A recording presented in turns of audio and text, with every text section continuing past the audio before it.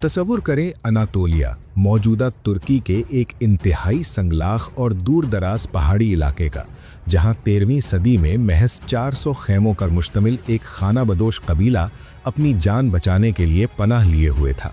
उनके पास ना कोई पक्का घर था, ना कोई बड़ी फौज और ना ही कोई खजाना। लेकिन उस कबीले के सरदार ने एक रात ख्वाब देखा, एक ऐसा ख्वाब जिसमें उसके सीने से एक दरख्त उगा और उसकी शाखों ने एशिया, यूरोप और अफ्रीका 3 बर्रे आज़मों को अपने साए में ले लिया। ये ख्वाब किसी दीवाने की बड़ नहीं था, बल्कि ये तारीख की सबसे अजीम, सबसे तवील और सबसे ताकतवर इस्लामी सल्तनत की बुनियाद थी। ये दास्तान है सल्तनत उस्मानिया की, एक ऐसी सल्तनत जिसने 600 साल तक दुनिया के नक्शे पर हुक्मरानी की, जिसके तख्त पर 36 सुल्तान बैठे और जिसके उरूज ने यूरोप को घुटने टेकने पर मजबूर कर दिया, लेकिन जिसका ज़वाल इतना ही दर्दनाक और रुला देने वाला था। कहानी शुरू होती है 13वीं सदी में, जब चंगेज़ खान के मंगोल तूफान ने वस्ती एशिया को राख कर दिया था। इस तबाही से बचने के लिए काई कबीले के सरदार अर्तुगरुल गाजी ने अपने कबीले को अनातोलिया के साहिलों पर ला बसाया। अर्तुगरुल ने सल्जोकी सल्तनत की तरफ से बाज़ंतीनी ईसाइयों के खिलाफ बहादुरी से जंगें लड़ी और एक छोटी सी जागीर सोगुत हासिल की। 1281 में अर्तुगरुल की वफ़ात के बाद उनका बेटा उस्मान गाजी सरदार बना। उस्मान ने उसी सोगुत की मिट्टी में अपने ख्वाबों का वो बीज बोया जिसे आज हम सल्तनत उस्मानिया कहते हैं। 1299 में उस्मान गाजी ने खुद को एक आज़ाद रियासत का हुक्मरान अमीर करार दिया। उसने इंसाफ और बहादुरी से मकामी लोगों के दिल जीते और बाज़ंतीनी किलों को फतह करना शुरू किया। इसी उस्मान के नाम पर इस सल्तनत का नाम उस्मानिया यानी ऑटोमन पड़ा। उस्मान के बेटे और खान गाजी ने सल्तनत को एक रियासत की शक्ल दी। उसने बोरसा फतह किया, पहला सिक्का जारी किया और पहली बाकायदा फौज बनाई। फिर कुदरत ने उस्मानियों का साथ दिया।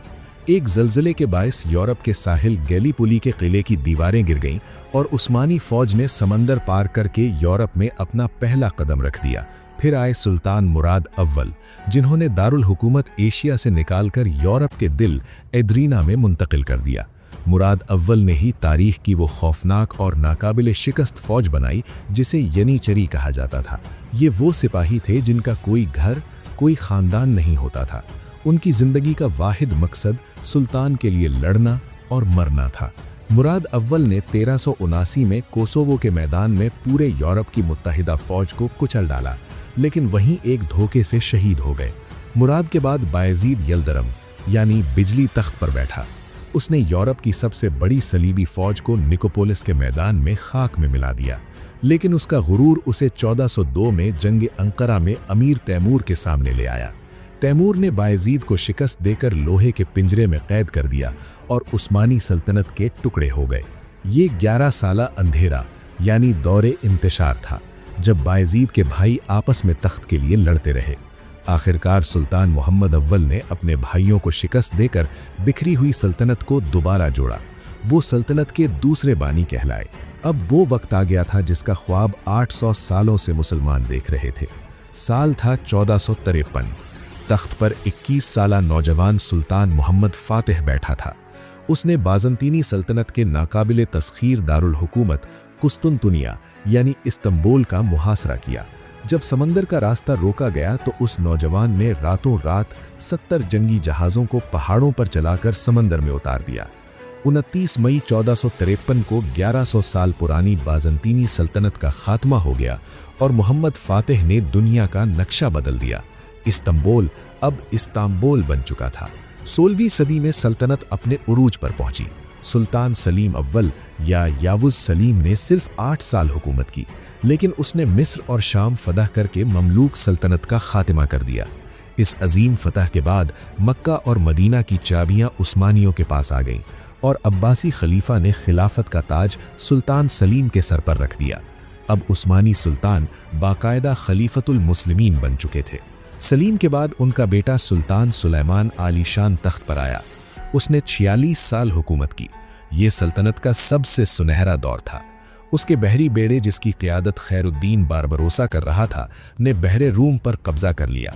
सुलेमान ने हंगरी फतह किया और ऑस्ट्रिया के दारुल हुकूमत वियना की दीवारों तक पहुंच गया। इस दौर में सल्तनत का रकबा 5.2 मिलियन मुरब्बा किलोमीटर तक फैल चुका था। सुलेमान की मौत के बाद ज़वाल की घंटी बजने लगी। 16वीं और 17वीं सदी के सलातीन कमज़ोर थे। उन्होंने मैदान जंग छोड़ दिया और हरम के महल्लात में आराम तलबी का शिकार हो गए। ताकत का मरकज़ वालिदा सुल्तान और वज़ीरों के हाथ में चला गया। इसे तारीख में ख़वातीन की सल्तनत कहा जाता है। यनीचरी जो कभी सुल्तान की ताकत थे, अब उनके लिए ख़तरा बन गए। उन्होंने मर्जी से सलातीन को तख्त से उतारा और कत्ल किया। 1683 में दूसरी बार वियना का मुहासरा किया गया, लेकिन इस बार यूरोप की मुत्तहिदा फ़ौज ने उस्मानियों को इबरतनाक शिकस्त दी। ये वो दिन था जब उस्मानियों के दिफाई जंगें जीतने का सिलसिला शुरू हुआ। 18वीं और 19वीं सदी तक आते आते रूस, बरतानिया और फ्रांस सल्तनत के गोशे नोचने लगे। सल्तनत माशी तौर पर दिवालिया हो चुकी थी। यूरोप ने इसे यूरोप का मर्दे बीमार का नाम दिया। इस गिरती हुई इमारत को 19वीं सदी के आखिर में एक सल्तनत ने सहारा दिया। वो थे 34वें सुल्तान अब्दुल हमीद सानी। जब चारों तरफ से दुश्मन गिद्ध की तरह मंडला रहे थे, तो इस अकेले सुल्तान ने आईन मुअत्तल करके 33 साल तक सल्तनत को रोके रखा। उन्होंने यिल्दिज़ महल में बैठकर एक ऐसी खौफनाक खुफिया एजेंसी यानी इंटेलिजेंस एजेंसी बनाई कि यूरोप को आपस में लड़ाए रखा। लेकिन 1908 में यंग तुर्क्स यानी नौजवान तुर्कों की बगावत ने सुल्तान अब्दुल हमीद सानी को माजूल कर दिया और सल्तनत अपने तारीख तरीन दौर में दाखिल हुई। यंग तुर्क्स के लीडरों अनवर पाशा, तल्लत पाशा ने सल्तनत को जर्मनी के साथ मिलाकर पहली जंग अजीम में झोंक दिया। ये एक भयानक गलती थी। हालांकि 1915 में गलीपुली की जंग में उस्मानियों ने बेमिसाल कुर्बानियां देकर इस्तंबुल को बचाया, लेकिन मशरिक़े वुस्ता में बरतानिया ने अरबों को बगावत पर उकसा दिया। लॉरेंस ऑफ अरेबिया के जरिए मक्का, मदीना, दमिश्क, बगदाद और यरूशलम सब कुछ हाथ से निकल गया। 1918 में सल्तनत उस्मानिया हार गई। फातिह मुमालिक ने इस्तंबुल पर कब्जा कर लिया और मुआहिदे सेवरे के तहत तुर्की के टुकड़े